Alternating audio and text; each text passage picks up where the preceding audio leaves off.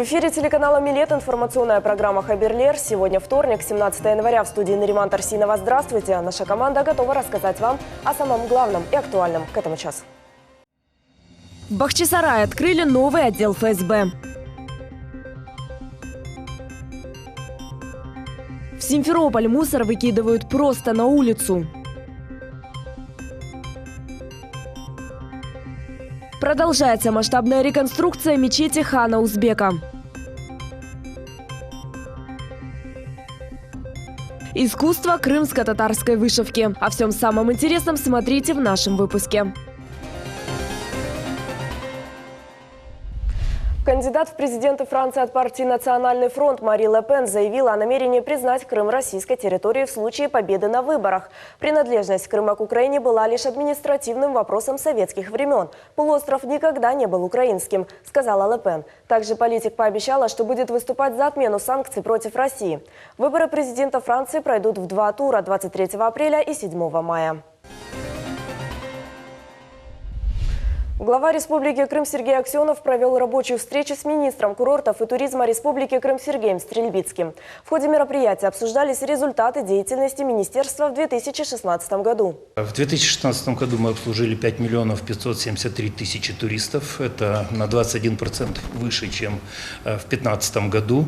И самое интересное это то, что в летний сезон мы увеличили этот процент, отрыв на 25%. То есть за летний сезон в Крыму побывало 3 миллиона туристов. Если брать по регионам, то больше всего туристов отдохнуло в Ялте, это 46%. Однако сегодня и западный регион дает неплохие результаты. С 18% в том году увеличился турпоток до 31%. Сергей Аксенов отметил, что задача Крыма как курортного региона – создать комфортные условия для туристов. Глава Крыма поручил профильному министерству взять на личный контроль все поручения по подготовке к предстоящему сезону. Борьба за туриста идет постоянно, поэтому поймите, и люди тоже сами понимают четко и пойдут туда, где лучше. И ничем другим там мы их не убедим. Если приехав, они на собственном опыте не убедятся, что здесь лучше, что здесь приемлемые цены, то есть там мы потом никому ничего не расскажем. Поэтому надо методические занятия проводить, рассказывать, в том числе и владельцам частных средств размещения объектов, показывать там, какая политика ведется, то есть в других субъектах, показывать, что без нормальной конкуренции, без того, чтобы работать и зарабатывать на потоке, а не на том, чтобы продать один номер там за сумасшедшие деньги там в сутки, но пытаться получить какого-то VIP-клиента. Никто никогда экономику не построит. Поэтому в данном случае оказывайте максимальное координирующее содействие, знакомьте, если надо, коллег с другими представителями отрасли, с других субъектов Российской Федерации, пусть делятся, общаются, ездят на форумы, слушают, как на сегодняшний день развивается отрасль. Мы должны самые передовые технологии и вообще лучшие традиции перенимать и внедрять у себя в республике. Высокий суд Лондона приступит сегодня к рассмотрению дела по иску России к Украине по задолженности на $3 миллиарда. Ожидается, что заседание суда будет проходить до 20 января включительно. Россия в феврале 2016 года подала в Высокий суд Лондона иск о взыскании с Украины $3 миллиардов задолженности и невыплаченных процентов на $75 миллионов. Киев предложил Москве пересмотреть условия выплаты долга, однако Россия настаивала на суверенном характере и предлагала досудебное решение вопроса. Встречного предложения от Украины не последовало, поэтому теперь исход дела должен определить суд. В Бахчисарае торжественно открыли новое здание районного отдела УФСБ. Это первый объект в Крыму, построенный после присоединения Крыма к Российской Федерации. В мероприятии приняли участие сотрудники ведомства, а также глава Крымского парламента Владимир Константинов и другие официальные лица. Объект был построен в течение 8 месяцев. Средств было выделено достаточно. Очень высокое качество, строительные наши подразделения сделали все для того, чтобы создать самые комфортные условия. И при этом я хотел подчеркнуть, что цена-качество – это очень хороший коэффициент, который здесь именно соблюден. Здесь будут трудиться сотрудники службы, обеспечивающие безопасность не только в Бахчисарае, но и в целом в Российской Федерации. Находились мы в самых худших условиях в Республике Крым, это в городе Бахчисарае. Потом Бахчисарай – это географический центр Крыма, поэтому было принято решение первое – построить подразделение вот здесь. В новом корпусе созданы все условия для несения службы и обеспечения безопасности. Председатель Государственного совета Республики Крым Владимир Константинов говорит, власти делают все возможное, чтобы обеспечить полную защиту населению.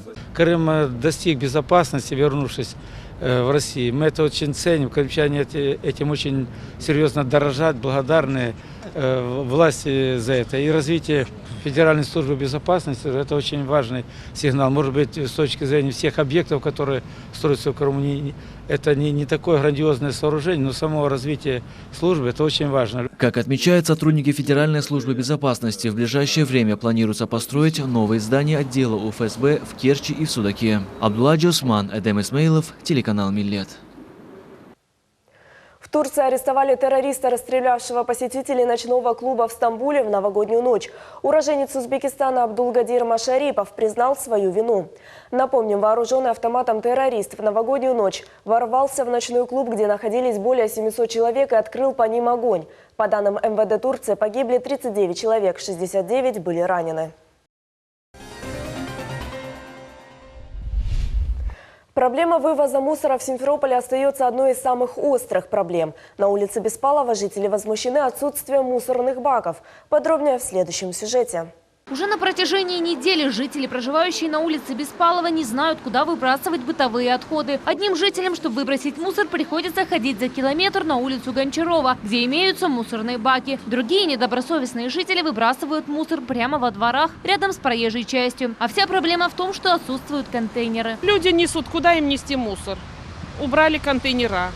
Вот они и несут, и молодые, и пожилые, и все сюда несут. Я несу в сторону Марьина, где ящики, контейнера. Расстояние, наверное, километр есть.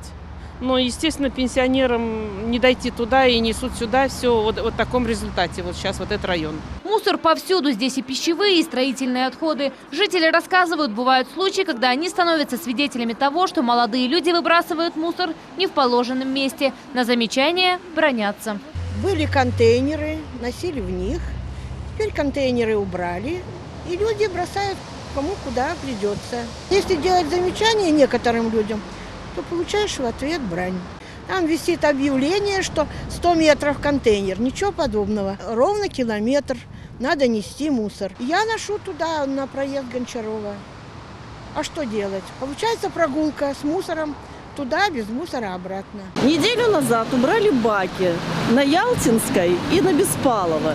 Мусор частному сектору складывать некуда. Стали в мешки складывать. Та же самая, никто ничего не убирает. Кому обращаться, мы не знаем. Жители уже обращались на горячую линию Министерства ЖКХ, но проблема не решается. Помимо жителей, сотрудники местных магазинов также выбрасывают мусор вдоль проезжей части. Вот эти мойки, магазины. Вот лично вот этот магазин свой мусор складывает прямо под себя. Людям проехать было невозможно. Соседний дом менял крышу, вот. Получается, весь этот строительный мусор. Их дворники собрались и скинули вот мусор под соседний дом. Все, все просто. Собаки, ветер сделали свое дело. Проезд во двор узкий. Больше одной машины сюда не заезжает. Еще здесь стоял бак. Постоянно люди не могли разъехаться, к магазину приезжает большая машина, все, двор заблокирован для скорой, для пожарной, никого не интересует, это не интересует людей, им делаешь замечания, они говорят, мы что, аж туда будем ходить? Такую картину можно наблюдать по всему городу. Вместе с тем горожане уверяют, за вывоз мусора платят ежемесячно. София Шукурова, Аким Бекиров, телеканал Миллет. В Симферопольском музыкальном театре состоялся вечер, посвященный Дню отдыха Ассоциации развития отрасли связи телерадиовещания Крыма. На бал были приглашены представители различных российских телеканалов и ассоциаций предпринимателей Крыма. Подробнее смотрите в следующем сюжете. Подобное мероприятие в Крыму проводится впервые. Организатором события выступает Ассоциация развития отрасли связи и телерадиовещания Крыма. Для гостей была подготовлена концертная программа и фуршет. Президент Ассоциации развития отрасли связи и телерадиовещания Крыма Сергей Шило отметил, что данные праздники будут проводиться чаще. Это наше предприятие первое. Мы будем проводить предприятия, конечно, эти почаще стараться. Люди сейчас увидят, что это интересно. Мы как раз, я не думаю, что первый блин будет у нас комом получится. Уже видно, что все организовано очень хорошо. Конечно, будем проводить в дальнейшем такие мероприятия. Один из организаторов мероприятия, директор дистрибуции канала Shopping Life Артур Бадалов, приехал из Москвы. Он подчеркнул, что такие встречи объединяют все предпринимательское сообщество. Сегодняшний бал мы готовили совместно с ассоциацией Сергеем Алексеевичем Шило. Мы старались сделать этот бал приятным, красивым вечером для всех наших партнеров, друзей. Ну, я думаю, что, в принципе, мероприятие такого плана у нас первый раз происходит совместное. Я думаю, что людям понравится. Уже нравится, но, я думаю, будет концерт приятный, красивый. Понравится всем людям. Гости благодарны ассоциации за такой культурный вечер. Эти мероприятия помогают взаимодействовать представителям всех уровней предпринимательства. Впечатления очень положительные. Вообще все мероприятия, которые сближают предпринимательское сообщество в Республике Крым и вообще на нашей большой необъятной родине России, они способствуют и развитию и малого предпринимательства, и среднего предпринимательства. Ну и, конечно же, тут и представленный крупный бизнес. Поэтому взаимодействие всех этих трех уровней предпринимательства – это всегда хорошо. Организовано очень хорошо, мы очень благодарны. Нас пригласили Ассоциация предпринимателей Крыма и города Севастополя. Это наши партнеры. Вот. Мы очень довольны этим мероприятием. Много чего познавательного есть. По окончанию празднования Дня отдыха все гости были приглашены в зал, где каждый мог послушать симфоническую музыку. Султания Седокаева, Мухаммед Закиряев, Умер Мустафаев, телеканал Миллет. В Старом Крыму началась масштабная реконструкция мечети хана Узбека, которая была построена еще в начале 18 века. Работы ведутся уже на протяжении 3 недель представителями авторского надзора по объекту из Санкт-Петербурга. Мечеть посетила и наш корреспондент Сабрия Халиляева. Это одна из самых старинных мечетей Крыма. Она была построена в далекие времена золотоордынского хана Узбека в 1314 году. Но время не стоит на месте, и памятник архитектуры требует реставрационных работ. На сегодняшний день по федеральной целевой программе проводятся первоочередные противоаварийные реставрационные работы по замене черепицы, потолка, а также руин медресе. На сегодняшний день было составлено техническое задание, выполнено обследование и изыскательские работы. Разработан проект и ведется авторский надзор. По распоряжению премьер-министра России Дмитрия Медведева на реставрационные работы мечети хана Узбека и медресе из федерального бюджета выделено 35,8 миллионов рублей. По словам представителя авторского надзора Сергея Серикова, это первоначальный этап по реконструкции исторического объекта. На данном этапе производится замена настила, который находится под черепицей. Черепица – это на самом деле природный, естественный материал, это по сути и глина, да, из глины сделана. Тем более здесь черепица используется, переборка, так сказать, черепицы с массовым сохранением то, что уже есть на самом деле. Просто ее надо перебрать, да. Сама черепица практически там, сохранила свои свойства, да, то есть то, на чем она лежит, то пришло в негодность. И по большому счету наша задача поменять основу под черепицу и ее заново уложить, чтобы она выполняла свои функции. Помимо этого будет произведена реконструкция потолка мечети, но основной упор специалисты сделают на реконструкцию медресе. Специалисты произведут ликвидацию аварийных мест, консервацию, а также соорудят устройство настила от защиты атмосферных осадков. Все эти камни, которые вы видите, это камни именно, они, скажем так, в основном очень часто они помечаются конкретно, из какого места выбраны. И для каждого камня есть свое место на этом объекте, на этом строении. То есть зачастую при переборке, так называемой, наверное, вы там видите камни, началась переборка неких конструкций. То есть их разбирают, какие-то особые камни там помечают, чтобы потом при сборке все это дело выглядело так же, как при разборке. Сергей Сериков пояснил, что работы по укреплению стен медресе и замене кровли мечети необходимо производить непосредственно сейчас. Условия для этого соблюдены. На данный момент на объекте работает 10 специалистов. В течение нескольких месяцев работы будут завершены. По словам Сергея Серикова, архитектурный комплекс, построенный в 18 веке, по сей день привлекает к себе внимание ученых-историков и многочисленных любителей древности. А для крымских татар он является действующей святыней.